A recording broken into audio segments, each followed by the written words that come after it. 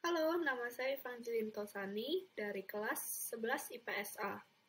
Jadi sekarang saya akan mengerjakan tugas keterampilan, yaitu membuat vlog sejarah tentang ada reformasi gereja, peristiwa Renaissance, dan pendapat saya sendiri.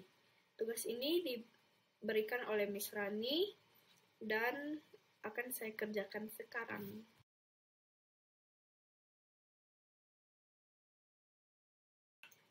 Oke, jadi reformasi gereja itu apa? Jadi reformasi gereja itu merupakan salah satu peristiwa penting yang ada di Eropa.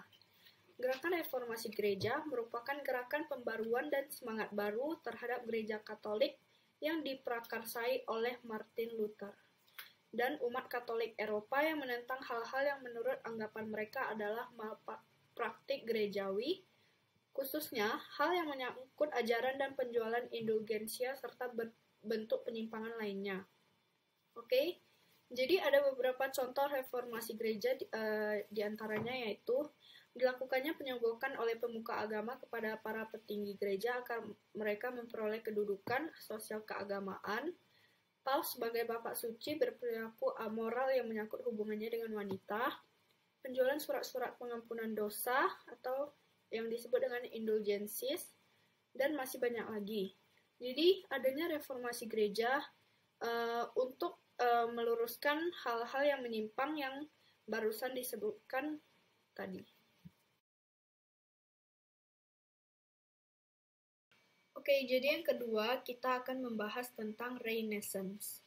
Jadi peristiwa Renaissance itu juga merupakan salah satu peristiwa yang terpenting yang terjadi di Eropa.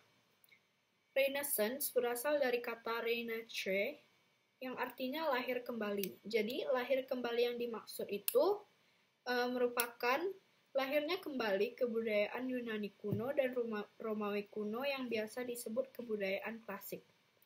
Kebudayaan klasik itu seakan tenggelam di telan bumi setelah 3 abad lamanya, dari tahun 1300 sampai 1600 Masehi. Di dalam sejarah Eropa, masa dari 1300 sampai 1600 Masehi dikenal sebagai masa abad pertengahan. Oke, jadi ada contoh tentang Renaissance, yaitu kita ambilnya dari negara Indonesia. Jadi yang dulunya di tahun 90-an atau 80-an orang-orang terutama orang tua belum mengenal gadget atau yang kita sebut sebagai teknologi. Jadi teknologi sekarang sudah semakin canggih dan semuanya sudah bisa dikelola oleh teknologi. Jadi yang dulunya orang tua belum mengenal gadget atau teknologi, sekarang hampir semua orang sudah menggunakan gadget atau teknologi yang canggih tersebut.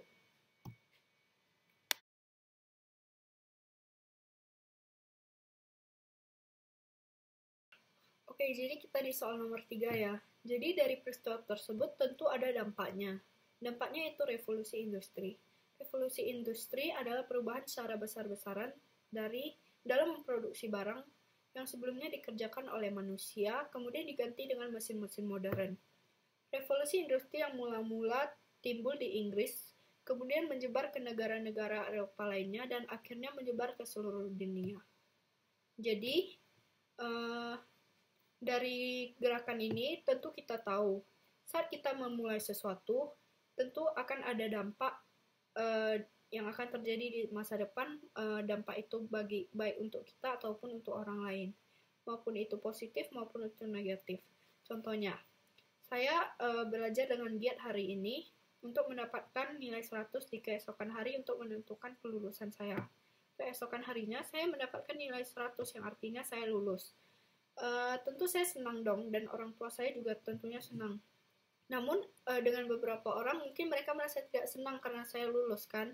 Jadi itulah yang saya bilang, apa yang kita kerjakan sekarang akan ada dampaknya untuk diri kita sendiri ataupun orang lain, maupun dalam hal negatif dan positif.